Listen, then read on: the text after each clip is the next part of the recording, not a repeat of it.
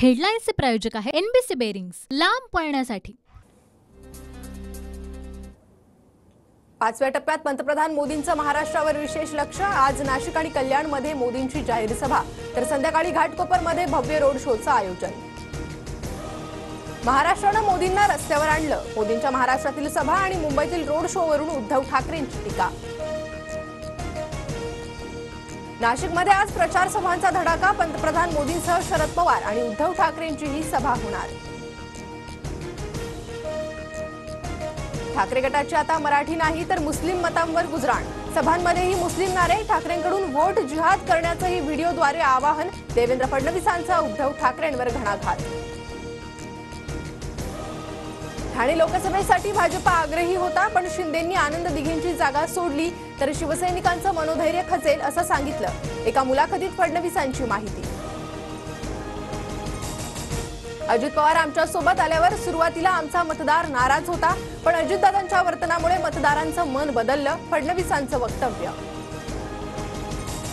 प्रफुल्ल पटेलांनी पंतप्रधान मोदींना जिलेटोप घातल्यानं नवा वाद, मोदींच्या चरणी लीन होताना छत्रपतींच्या जिलेटोपाची शान का घालवताय, मोदींचं महाराष्ट्रासाठी योगदान काय, उद्धव ठाकरेंचा हल्लाबोल।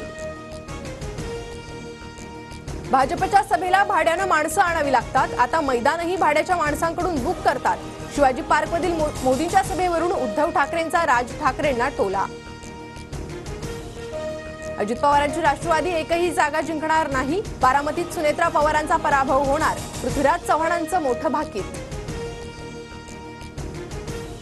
केंद्रात सत्ता बदल होणार, भाजपला बहुमत मिळणंही अवघड, इंडिया आघाडीला 272 पेक्षा जास्त जागा मिळतील, पृथ्वीराज चव्हाण यांचा दावा। घाटकोपरमधील होर्डिंग दुर्घटनेला 40 तास उलटले, अजूनही काही जण अडकल्याची भीती, बचाव कार्य सुरूच, मृतांचा आकडा 14 वर। मुंबईमधील रेल्वेच्या हद्दीतील महाकाय होर्डिंग तत्काळ हटवावे, महापालिकेचे रेल्वे प्राधिकरणाला आदेश, 179 होर्डिंगपैकी 99 होर्डिंग धोकादायक असल्याचं निष्पन्न।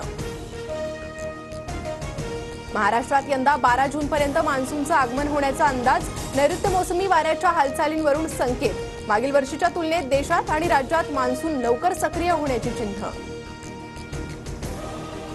राजस्थानच्या कोलिहान खाणीत लिफ्ट कोसळली, 14 ते 15 जण अडकल्याची भीती, 3 जणांना बाहेर काढण्यात यश, बचाव कार्य सुरू। इस्रायलच्या हल्ल्यात माजी भारतीय कर्नल वैभव काळे शहीद, वाहनावर मिसाईल आदळल्यानं दुर्दैवी मृत्यू, 3 आठवड्यांपूर्वीच संयुक्त राष्ट्रांच्या सुरक्षा विभागात रुजू झाले होते। हेडलाईन्सचे प्रायोजक आहे एनबीसी बेरिंग्स, लांब पळण्यासाठी।